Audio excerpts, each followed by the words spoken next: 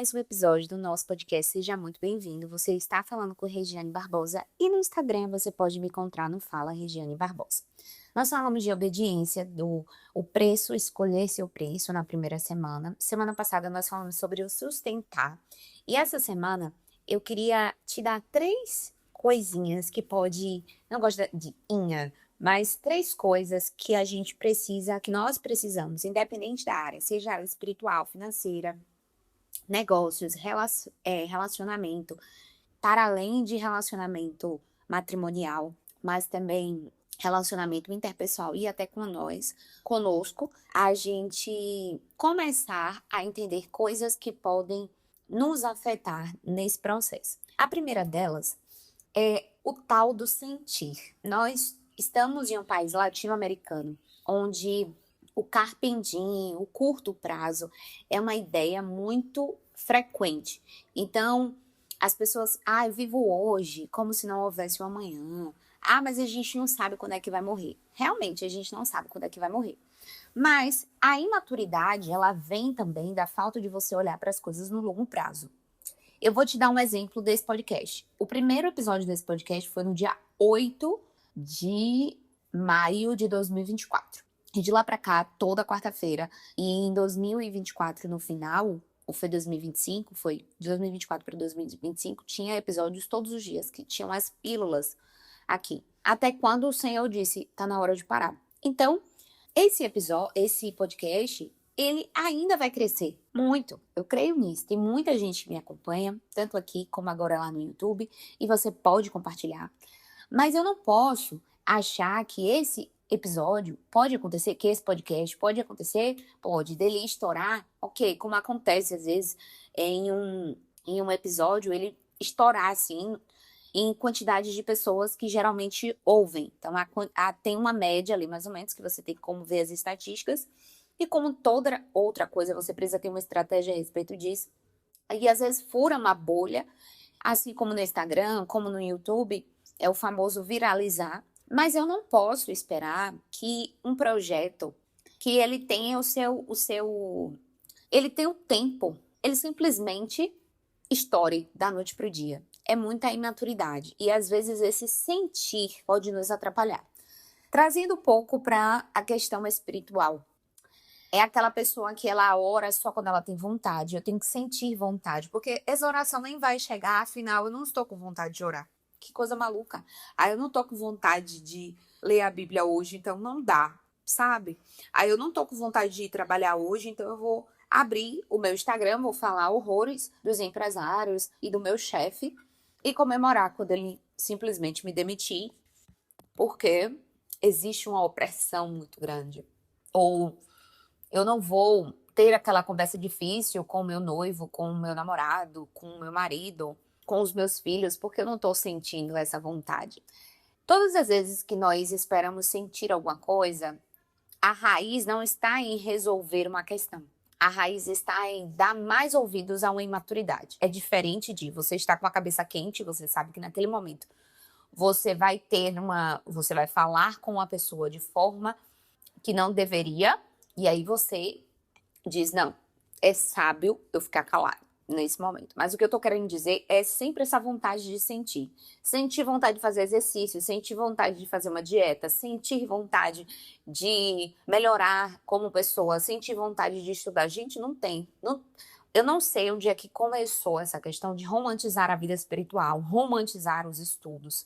Porque, e isso, eu vi uma pergunta essa semana em um canal que eu sigo no YouTube, eu gostei bastante, porque a pessoa estava falando sobre esse tanto de diagnósticos que nós temos.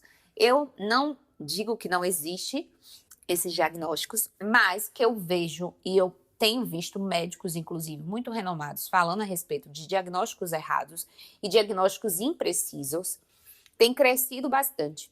Porque para você fechar um diagnóstico, você precisa de vários testes. Então, a gente tem visto muitos diagnósticos errados. E a pessoa estava falando como é que lida com a nossa inconstância espiritual. Para quem tem diagnóstico, no caso, ela tinha um diagnóstico de bipolaridade e tinha a questão de autismo, de TDAH e tal. E aí eu gostei bastante da resposta dessa menina que ela disse assim, olha, eu não estou julgando o seu diagnóstico, mas na Bíblia não tem assim um rodapé dizendo que as pessoas que têm XYZ de diagnóstico, elas podem abraçar tranquilamente a inconstância. Não.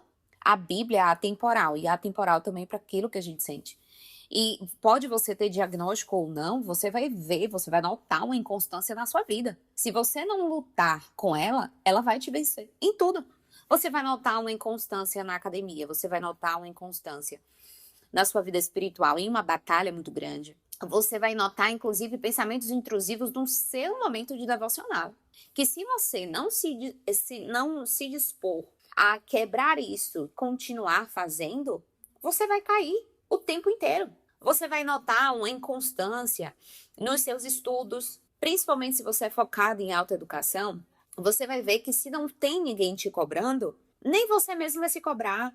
E na hora da crise, gente, a crise ela não te fortalece, a crise só mostra quem você é. Então, se você está em crise, você é imaturo, aquela imaturidade ela vai vir mais à tona. Se você é inconstante, na crise você vai se tornar mais inconstante. Mas se você está focado, a crise ela pode ali te fazer balançar, mas você permanece, porque você entende que você não precisa sentir para fazer, você precisa ser. E quando eu sou, eu digo assim, caramba, se eu tô focando em ser uma pessoa mais madura, mais constante, eu não tenho que esperar que sentimentos foquem em mim. E a gente precisa parar com essa questão de achar bonitinho adulto inconstante. Adulto que aplaude adolescente de 35 anos. Adulto que aplaude homem de 50 anos falando besteira. Não faz sentido. Tem pessoas que eu não consigo ficar 5 minutos, porque a cabeça parece que é um caroço de ervilha. E eu digo, não é possível. Não é possível que a pessoa não acorda. E eu digo, Senhor, será que eu sou assim? Será que eu sou assim? Porque nós somos reflexo dos livros que nós lemos, dos hábitos que nós temos, das pessoas com quem nós convivemos, de quem mais nós conversamos, daquilo que nós ouvimos, daquilo que nós assistimos. É uma série de coisas. Então, se eu esperar sentir alguma coisa, ninguém nunca vai acordar e vai dizer assim, hoje eu tô sentindo vontade de amadurecer. Para com isso. A maturidade, ela é um ponto tão desafiador que você vê que vários personagens bíblicos não eram maduros. E a maturidade não chegou para todos eles. E algumas vezes o Senhor foi mostrando isso e tinham pessoas. E começar bem não significa dizer que você vai terminar bem. Por exemplo, quando a gente pega Saul, a gente observa que Saul tinha várias questões de uma baita de uma liderança. Ele tinha uma visão de líder, mas Saul começou bem e terminou mal. Então eu não posso também acreditar que essa maturidade, ela vai garantir, uma maturidade no início, ela vai garantir com que o meu projeto, com que a minha vida, ela termine bem. Não. Se eu não andar vigilante, eu caio. E por isso que a vigilância, ela não está ligada a você sentir nada. Ela está ligada ao seu compromisso. Isso é obedecer. Isso faz parte do sustentar, como nós falamos na semana passada. Eu preciso sustentar. Sustentar o quê? Sustentar o compromisso que eu disse que teria. O segundo ponto que a gente pode analisar depois dessa questão do sentimento é a questão de todos não estarem fazendo e você se sente mal. E eu já estive nesse lugar. O Senhor me fez analisar muito isso na minha vida nas últimas semanas, porque as minhas meditações estavam muito nisso. E aí eu fui fazer um filtro das vezes que o Senhor já tinha me dito isso, desde criança para cá. Então, quando eu era criança, eu ouvia a voz de Deus, mas eu não entendia. A mãe explicava aquela história que todos os pais explicam de Samuel. Quando você ouvir, você diz ao Senhor, eis-me aqui. E eu ouvia algumas conversas, eu via alguém falando comigo. E eu não entendia. E eram sempre algumas questões muito pessoais, e não faz sentido nenhum abrir aqui. E isso também não me deixa melhor que ninguém, tá, gente? Pelo amor do Senhor. E aí eu comecei a perceber que existiam coisas que, porque algumas questões foram acontecendo, os erros que eu tive em contar para amigos, e contar até para a família mesmo, como o Senhor falava em relação a ficar em silêncio sobre determinadas coisas. E eu fui entendendo aquela voz com o tempo. A mesma voz que falava comigo sobre coisas que tudo é bom, mas assim, era aquela voz que também me alertava sobre outras coisas. Eu lembro que quando eu namorei, o Senhor foi muito prático dizer: termine esse relacionamento. E era a mesma voz. Depois vieram a questão quando a minha mãe faleceu, eu entendi isso, eu ouvi a voz do Senhor falando 10 dias antes para mim. Eu acho que eu já expliquei isso aqui em algum momento, acho que foi na série Luto, em maio, que foi quando minha mãe fez 14 anos de falecida. E aí eu comentei a respeito disso. Então aquela voz já começou a ficar muito fácil de identificar que era o Senhor. Só que eu tinha uma questão comigo, que nem todo mundo estava fazendo isso. Eu não tinha nenhum amigo que falava sobre a voz de Deus. Era normal não ler a Bíblia todos os dias, para a maioria das pessoas. Era normal não orar. Mas na minha casa, minha mãe e meu pai estimulavam a gente, fazia devocional com a gente e estimulavam a gente a fazer sozinhos. Então a gente tinha nosso momento de família, tinha nosso momento sozinho. E à medida que foi crescendo, a mãe foi dando mais responsabilidades pra gente. Então eu vi de uma criação bem rígida, graças ao Senhor. E na escola que eu estudei era uma escola muito rígida também. Então tinha essa coisa aí, casa e lar. E quando algumas coisas eu comecei a me destacar, tanto na escola como nos outros ambientes que eu estava, eu via que nem todo mundo estava fazendo, e o que é que eu fazia? Eu parava. E aqui existe um ponto para você. Obedecer vai fazer com que você perceba que nem todo mundo está fazendo aquilo que você está fazendo. Agora, se o seu compromisso é em agradar o Senhor, não faça como eu fiz algumas vezes, que eu voltava para minha caverna e eu fazia as coisas apenas para mim. Mas aquela mesma voz que me alertava, que conversava comigo, me dizia: saia da caverna. E muitas vezes eu era inconstante porque eu saía e voltava para a caverna, porque eu tinha medo pelo fato de ninguém estar fazendo e eu ter que ficar ali fazendo. Esse é um erro que até mesmo a gente pode achar que está ajudando alguém, pode estar atrapalhando. Até no processo de discipulado, até no processo de conversa mesmo com um amigo. Se você não sabe o que é um processo de discipulado, é basicamente você caminhar com a pessoa, fazer uma amizade, desenvolver um relacionamento com a pessoa. E você vai aconselhá-la com base bíblica. O discipulado é sempre mais sobre ouvir do que falar. Então, aquela pessoa ela precisa falar para que ela entenda o que está acontecendo e ela vai te perguntando a respeito de como agir. Geralmente é uma pessoa mais madura na fé, que caminha com uma pessoa que está se convertendo agora, que precisa de um acompanhamento recentemente. Isso não quer dizer que uma pessoa mais madura na fé não precise de um acompanhamento, porque ela também precisa. E no discipulado, homem discipula homem, mulher discipula mulher, ok? Mas você pode também dar um conselho a um amigo seu. E aí esse amigo, ele tá fazendo algo que você não faz. E você diz assim: eu acho que você tá sendo muito exigente com você. Quantas coisas eu já ouvi sobre isso? E aí percebemos o quanto o Senhor, ele nos ensina a silenciar. E aqui vamos já para o terceiro e último. Não seja um boca de sacola. Se você quer obedecer, feche a sua matraca. Cale essa sua boca. Por mais que você tenha muita vontade de falar, fique calado. Você não sabe o que aquela pessoa pensa. Nesse processo de não voltar mais para a caverna, eu descobri que eu tinha muitos amigos que não eram meus amigos. Eu percebi pessoas que estavam do meu lado por coisas não muito boas.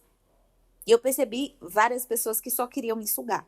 Eu simplesmente me afastei. E eu não sou aquela pessoa que, tipo assim, eu vou te ligar pra te explicar o porquê eu me afastei. Não, tô indo embora. Que nem aquela música: estou indo embora, ela já está lá fora. E vou-me embora. Porque se o Senhor me deu a consciência de que aquilo ali tá errado, não preciso justificar. E, gente, antes eu ficava muito assim: o que a pessoa tá pensando de mim? O que é que vão pensar? Eu não tô nem aí. Eu não tenho mais essa coisa, graças ao Senhor. De, o que é que você tá pensando de mim? Não sei. Eu não sei. E não é uma coisa que eu posso controlar. O que eu posso controlar é que eu amo a verdade, eu abraço a verdade e eu quero viver a verdade. E se eu quero viver a verdade, eu não posso ficar tentando andar em ovos ou ficar tentando agradar todo mundo. Não. A única pessoa que eu vou agradar e que eu quero agradar é o meu Senhor. A única. e que o Espírito Santo me ajude o tempo inteiro. Eu amo minha família, eu amo meus amigos, amo pessoas que estão ao meu redor, que não necessariamente são meus amigos, os irmãos em Cristo, enfim, mas nenhum deles é mais importante que aquilo que o meu Senhor, aquilo que eu quero, que eu tenho um compromisso com aquilo que o Senhor quer de mim. E isso dá um trabalho, porque às vezes você quer falar. É importante você ter uma pessoa para falar. Eu sempre observo isso, porque o seu cônjuge, inclusive, tem que ser o seu confidente. E que bênção. Glória a Deus. Mas se você ainda não é casada ainda como eu, tenha um amigo, tenha uma pessoa madura que reflita. E às vezes você não vai ter. Mas você tem a Bíblia, você tem o Santo Espírito de Deus. Por que você tem a necessidade de contar? Será que você conta porque, na verdade, você não está confiando tanto em Deus? Tem umas 3 semanas que eu tava conversando com uma amiga e ela começou a falar uma coisa que antes aquele assunto é dizer, ai gente, que preguiça, sabe?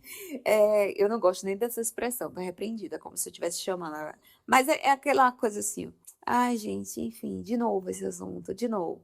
Só que naquele dia eu senti tanta tranquilidade porque o Senhor já tinha acalmado meu coração. O Senhor já tinha conversado comigo sobre aquilo. E parecia brincadeira, porque quando ela falou, foi um final de tarde, e de manhã o Senhor tinha falado isso comigo. Eu acho que foi na minha meditação, foi lendo um livro, enfim. Eu comecei assim a rir sobre aquilo e eu fui falando com ela. E eu agradeci a Deus depois, quando eu cheguei em casa, porque eu disse, Senhor, obrigado. Porque o Senhor foi confirmando aquilo que o Senhor já tinha colocado no meu coração. Então, quando você fala para Deus, você não precisa falar mais para ninguém. Será mesmo que eu preciso contar os meus planos ou só é algo para talvez encher o meu ego ou não sei, alguma coisa do tipo. Enfim. E isso foi me ajudando a entender como é que a Regiane estava naquele momento. E eu disse: há prazer em silenciar. Esses 3 pontos têm a ver com a obediência, que ela não pode ser uma decisão de emocionalismo barato. Não tem como. Para nada na sua vida. Você não vai ser disciplinado da noite para o dia, você não vai ser maduro da noite para o dia, você não vai desenvolver comportamentos que te levam para um lugar positivo da noite para o dia. Mas isso não quer dizer que você precise procrastinar todos os dias. Você só precisa de um dia fazendo as coisas corretas, para que o seu cérebro ele comece a ver que você pode fazer, que você garante. É aquela coisa dos alcoólicos anônimos. 24 horas. Eu vou para mais 24 horas. Mais 24 horas. Comece a pensar que você está apontando para o longo prazo, mas você só tem controle do curto prazo. E nesse curto prazo, quais são os comportamentos que não combinam? Se você quer ser uma pessoa madura, o que é que não combina? Existem coisas que todos nós sabemos o que não combina. Pense a respeito. Semana que vem, se o Senhor permitir, estaremos aqui. Um super beijo e deixe o seu comentário. E não deixe de verificar na descrição desse episódio todos os meus links de desconto para você aproveitar. Tchau, tchau e até semana que vem. Deus abençoe. Bye!